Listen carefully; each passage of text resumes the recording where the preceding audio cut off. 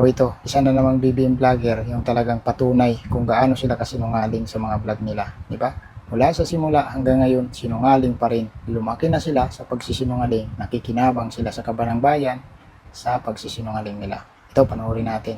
Alam nyo, kahit magpakabait kayo, basta si PBBM ang nakaupo, makukulong at makukulong kayo kapag nagnakaw kayo sa pera ng taong bayan. Tandaan nyo, wala nga yan sinisino, kahit nga si Romualdez eh. Pag nagkasala yan, ipakukulong niya rin yan. O di ba?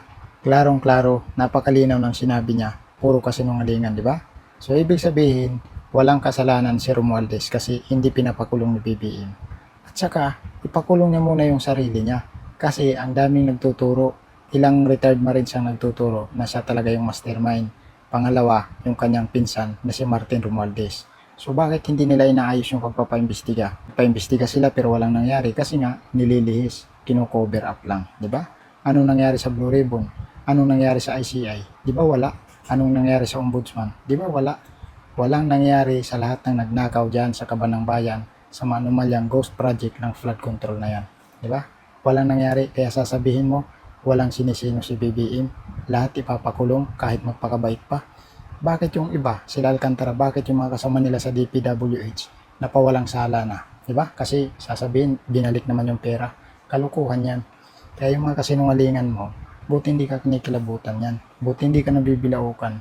Sasabihin mo, walang sinisino si BBM. Lahat na nagkasala, kahit magpakabait, pakukulong niya.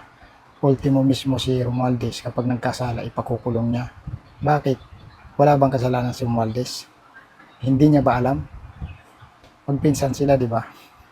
Sila yung tinuturo ng taong bayan kasi may mga tumatayong testigo pero ayaw lang nilang pakinggan kasi nga talagang may paglalagyan sila. Kaya yung mga amo nyo, pinagtatakpan nyo, kayo mga vlogger kayo, halatado kayo masyado. Di ba? Napakasipsip nyo kasi nga nakikinabang din kayo. Alam na namin yan. Binibisto lang namin yan kasi para hindi nyo mabudol yung mga sambayan ng Pilipino, yung mga taong bayan, maniniwala sa inyo, puro naman kayo kasinungalingan. Kaya, yun yung ginagawa namin, binibisto namin kayo kung gaano kayo kasinungaling sa taong bayan. Ang katotohanan dyan, yung mga amo mo, na mga pinagtatanggol mo, mga iniidolo mo, mga pinupuri niyo, sila yung mga tunay na kawatan at hindi yung mga Duterte. Yan yung katotohanan, kupal.